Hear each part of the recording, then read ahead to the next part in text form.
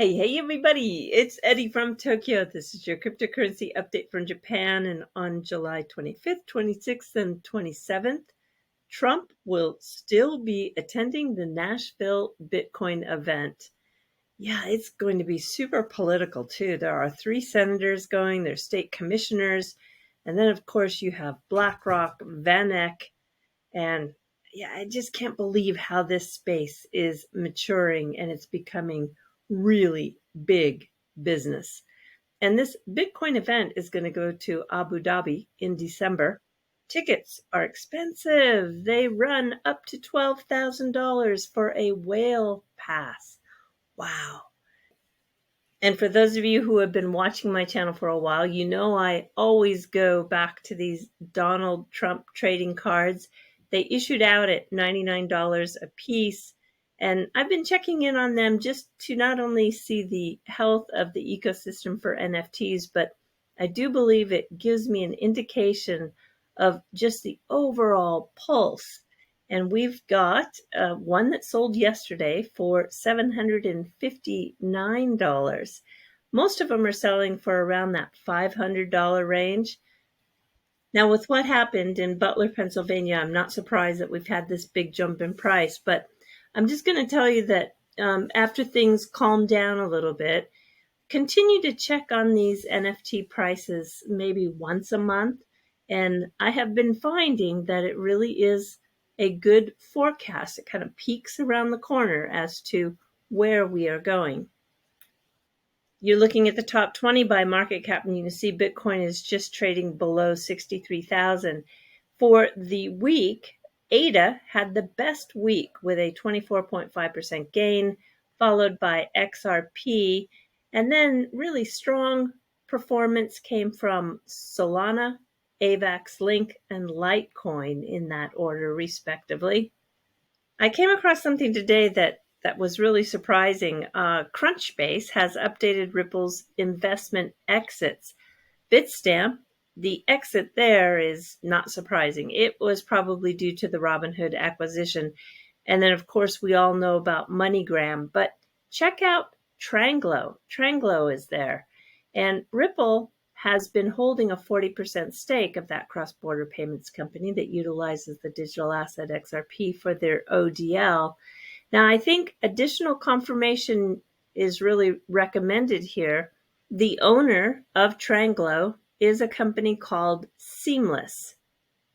They've been trying to go public through a SPAC, a special purpose acquisition corporation, usually for the full reason to take a company public fast and in a less transparent way. So this blank check company called Infant has had really a start, stop for the past 2 years. In April, however, they did update their proxy on this $400 million deal that's really trying to happen, and that would take the company Seamless public. So out of the Cayman Islands, they had updated their S4 for the SEC on April 19th, 2024. Ripple is mentioned 256 times, while Tranglo is mentioned over 700 times in this document. I can't find where the transaction has been finalized, but I did find on a different but related fact, the company Cowen, a strategic partner to PolySign and Standard Custody, sold 10% of its shares of Infant Corporation in February. And this whole thing really requires a bit more research, but I think that this SPAC is trying to happen. And I'm guessing that Crunchbase has listed it as an exit before the actual finalization has been put through. Moving right along, here's a little bit of technology that I'm sure you're going to be interested in. This is a consortium that's backed by Near Protocol, Circle is in there, Arbitrum is in there, Ripple is in there, and others. And they are serious about cracking the nut on decentralized Web3, self-sovereign, compliant, encrypted private credentials, which is really a bunch of words for digital ID. And they have brought together in a round of funding for this company IDOS network 4.5 million. And I think the solution is super interesting. The user has their data verified, and then it goes across the network into the storage of different nodes. And then when there is a company or app or some sort of blockchain that is requesting access to that data, there's this layer that manages the access, and then you can decline or accept any of that permission to see your data. So you're in control of that data. You grant the access. I don't know. If this is going to work, it's going to be a big step forward for the entire space. This is an agnostic solution, and we really need something like this to jumpstart the adoption. Some pretty interesting news coming from USD Tether. There is 29 million USDT addresses that were frozen. They're related to the guarantee business of the Cambodian group that looks like they are probably doing business that they shouldn't be doing. So USD Tether is really trying to be compliant and work with authorities. And freezing these addresses is one way that they are trying to be a good actor in this space. And Tether is on the rise in Zimbabwe as their fiat hits a record low. Since the MiCA regulations have gone through, we have seen a pullback in volume of USD Tether of about 8%, and USDC has pretty much filled that void. That information comes from Kaiko, which is a wonderful free resource. It has everything you need to look at the different statistics and analytics in this space.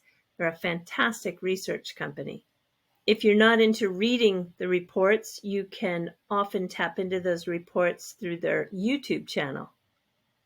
So we're joined here by the Kaiko research team. We have Desi and Adam, and we have Anastasia, who will actually be taking over the team starting next month. And we're really excited to talk to you about ETFs, among other research crypto trends today. So in case you are new to this call, a little bit about Kaiko. Kaiko is a crypto data provider. We have been around since 2014, providing all types of market data. We have 6 core services. The first is market data. This is tick level and aggregated trades and order books from more than 100 exchanges. We also offer DeFi and blockchain data. We have analytics. We have rates and indices. And those are our data offerings. And then we have research and data visualization for the analysts that are here. And speaking of YouTube channels, there's one that's been around for about a year that has gone under the radar, and that is XRPL Commons. They have 63 videos. 16 of them have been uploaded in the last 2 weeks, but most of them have views that are under 30 views. So it's really still widely unknown. I think there's a tremendous amount of content here, and it is mostly focused on builders that are being nurtured and brought up into the ecosystem through the Commons, which is located in Paris, France.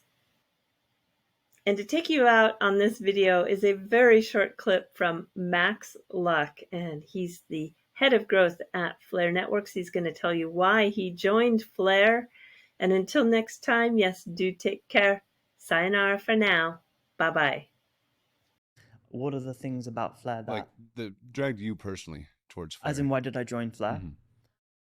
I think it was the caliber of the people who work at the protocol. Sure. I think there are approximately 50 to 60 developers. Many of them are mathematicians, PhD kind of level mathematicians.